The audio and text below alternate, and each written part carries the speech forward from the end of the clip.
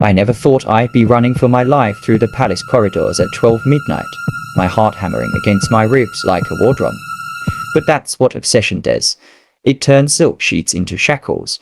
It turns a queen into a hunter. My name is Larry, 32, 6'5" of dark muscle and restless energy.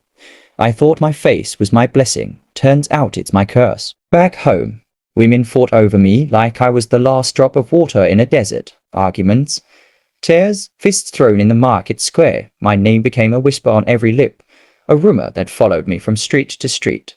I couldn't breathe, so I fled. Accra, Ghana.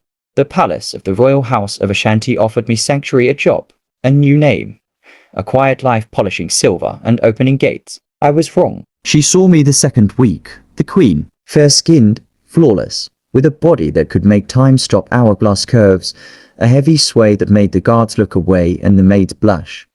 Her eyes didn't just look at you. They undressed you, claimed you. At first it was gifts. A bottle of French perfume that smelled like forbidden rain. A crystal tumbler of 18-year-old scotch that burned going down. A gold bracelet with diamonds that whispered you belong to me. Cash, crisp in dollars, slipped into my palm with a smile that said no one needs to know. I smiled back, politely, firmly. Your Majesty, I cannot dishonor the king. I've been here before, that's why I left. But the more I drew the line, the deeper she carved her name into it. She'd accidentally call me to her private chambers to fix a loose curtain rod.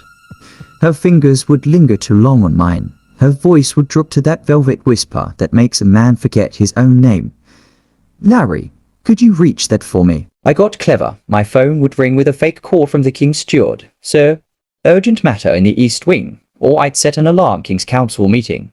5 minutes, anything to slip through her fingers like smoke. But smoke always finds a crack. One night, the silence in the palace was too thick. Even the crickets had gone quiet. There was a soft knock on my door. Food for the night watchman, a maid's voice said, low and timid. I opened it. It wasn't a maid. It was her, hair down, wrapped in a plain maid's robe. But her eyes, those eyes were burning with want. She stepped inside before I could block the door. The scent of sandalwood and jasmine flooded the room. I had my shower before I came.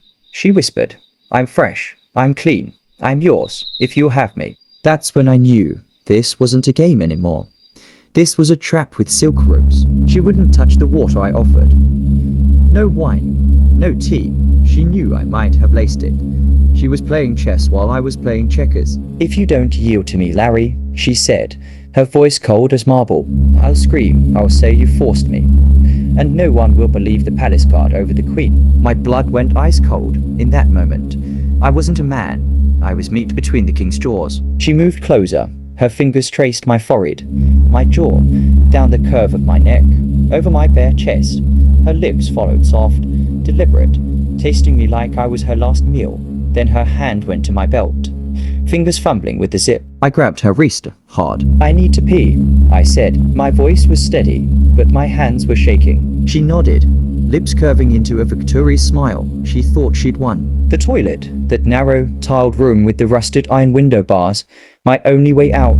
I waited until I heard her sigh, until her breathing slowed with anticipation. Then I threw every ounce of strength I had into those bars. Metal groaned, bolt splintered, with a final shove. The iron bent just enough for me to squeeze through into the cold night air. I didn't look back. I jumped, landed hard on the dew-soaked grass and ran like the palace ghosts were chasing me. 5 minutes later, I heard a muffled cry from my room. The queen, peering through the keyhole, realizing her prey had vanished. I could almost feel her rage, hot and bitter, filling the empty space I left behind. She didn't sleep that night. I know, because 2 hours later, I saw her silhouette slip out of the palace gate, disguised in black, face veiled, moving like a shadow with unfinished business. And that's when I understood the real twist. She wasn't just obsessed with me. She was obsessed with winning, and a queen never loses. To be continued.